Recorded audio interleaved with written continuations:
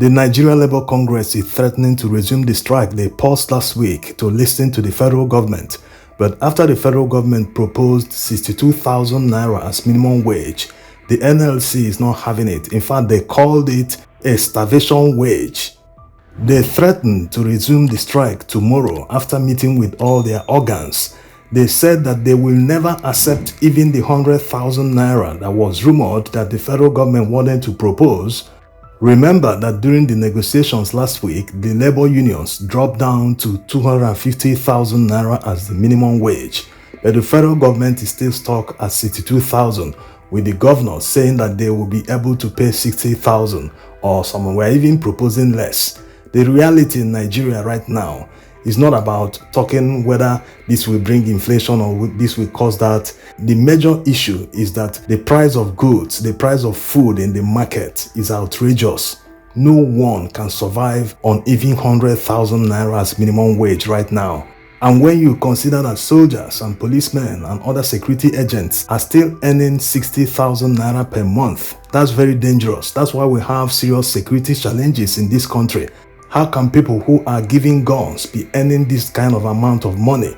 That money is virtually worthless in today's Nigeria. It can't take anyone anywhere. That's why these security agents vent their frustration on ordinary citizens who are not the cause of their problems.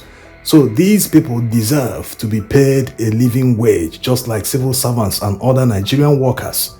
Nothing less than 200,000 naira can be said to be meaningful as a salary to any worker in today's Nigeria.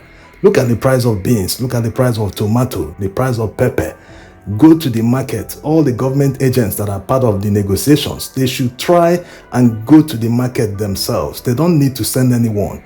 Just these guys, don't wear all that big abada. Get into the market and see the price for yourself so that they can understand the suffering of the workers. Of course, we know that they are aware, and that's why if you look at the National Assembly budget this year, why did they make the huge jump from last year when you compare to the budget of last year? It's because they are taking into consideration the inflation. They are aware of it. They want to cover that inflation so that they will not be affected. But in the case of workers, they don't want workers' salaries to reflect inflation. That's very wrong. And some Nigerians are asking the labor unions not to shut down the national grid this time around. Many people are too selfish in Nigeria. They never think in the national interest, just because they want to relax at home during the strike, enjoying themselves, enjoying the AC, electricity, everything, as if the strike is for nothing, it's for enjoyment. No, that's not how strike works. The aim of the strike is not to shut down the economy and shut down everything. No, it's meant to make the government to listen to the labor unions and do the right thing and increase workers' salaries. That's the aim. And remember that electricity workers are part of the strike. No one forced them to do anything. And shutting down the national grid provokes immediate reaction from the government like it happened last week. They didn't even allow the strike to hold up to 24 hours. They quickly called labor and they held a meeting on Monday.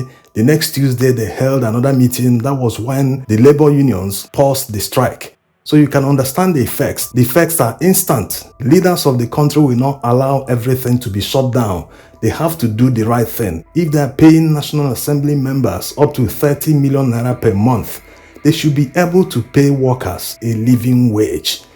And for those seeing this strike as a holiday where they will relax in their homes, while the labor leaders will be moving around and picketing many offices to make sure that many workers comply with the strike, no. This is the time to troop out en masse and support the labor leaders and take the opportunity to protest the high cost of living. Yes, this is the time to troop out en masse and support them and show the government that Nigerians are tired of the high cost of living. Do you know how much a crate of egg costs today? How much was the cost a year ago? And the soldier, policeman, and other security agents that will be sent out by politicians to stop Nigerians from protesting the high cost of living, remember that if the government yields to the demands of the labor unions and increases the minimum wage, that you will enjoy it more than the Nigerians on the streets protesting the high cost of living. Yes, that's the reality. They send you to stop people who are protesting in your favor. If security agents are well paid, they wouldn't be venting their frustration on ordinary citizens, extorting them and maltreating them, doing all sorts of things in order to extort money from them. That shouldn't be the case.